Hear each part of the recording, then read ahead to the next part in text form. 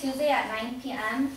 after being all day at COD since 9 a.m., which would be this class, when my professor, Officer Dominguez, who teaches narcotics, when he introduced the topic of the distribution of clean needles. He explained how these programs save lives, how drug consumers not only consume drugs, but they inject themselves and then later on share these needles to other drug addicts, right? And then they spread hepatitis, HIV, a lot of diseases. So when he introduced this topic, it roared conversation in class. Everybody's just like all opinionated, like we shouldn't distribute needles. Yes, we should. No, we shouldn't. Some guy even comment, let them die out. You know, let them kill themselves. And I was like, how Darwinism, right? Like just the thought of it, you know, like let them die.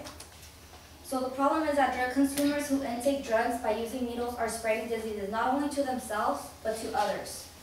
Little did that guy know that drug consumers do not only infect each other with diseases, but also their spouse or unborn children, which would be mothers who then have, right, kids.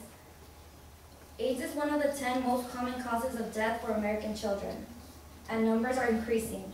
Children are most likely to be abandoned right after birth, and then maybe later follow the same patterns, which is consuming drugs and passing on the diseases.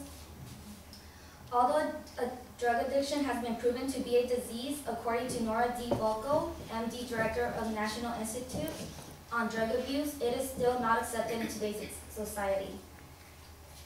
Consuming drugs is illegal, it's an illegal action, but being addicted to drugs is a disease. So we should not let people with diseases die, right? Consuming drugs is right.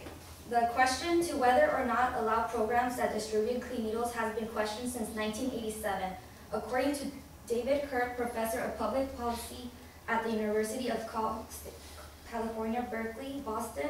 Boston was the first to approve the development of a dirty needle campaign. And up to 82 countries are involved practicing these campaigns that distribute clean needles.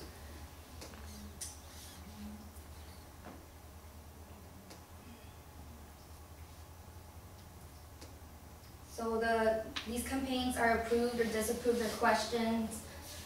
Clean needles do save lives. I believe that these programs should be approved and they should be here to stay. Opponents, many people oppose of these campaigns, just how people oppose of medical marijuana, gay rights, people oppose of this, like any other things. Robert Martinez, who was once a former director of National Drug Control Policy, which was under former President Bush, believed that distributing clean needles sends out a bad message and drug use is a crime and a bad choice. So if you believe consuming drugs is a bad choice, well, let me tell you a story.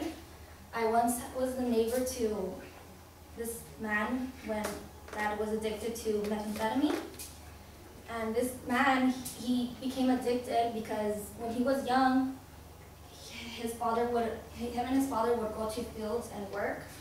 So to make him stay up all day and working hard in the fields, the father introduced the child to methamphetamine, right? We don't know why people do drugs. We do know that they're taking them.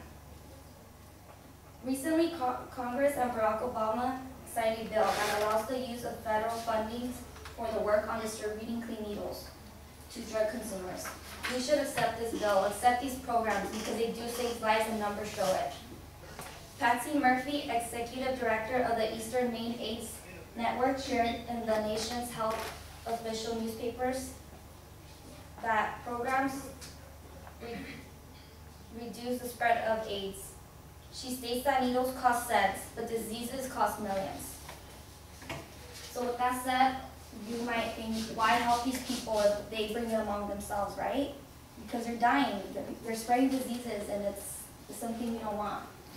So with that said, I believe that we're not responsible for them, but it is a human responsibility. It's an ethical choice to help people. It's an ethical choice to help Africa, to help dolphins, you know, it's a good feeling that makes you do the moral right thing. So with that said,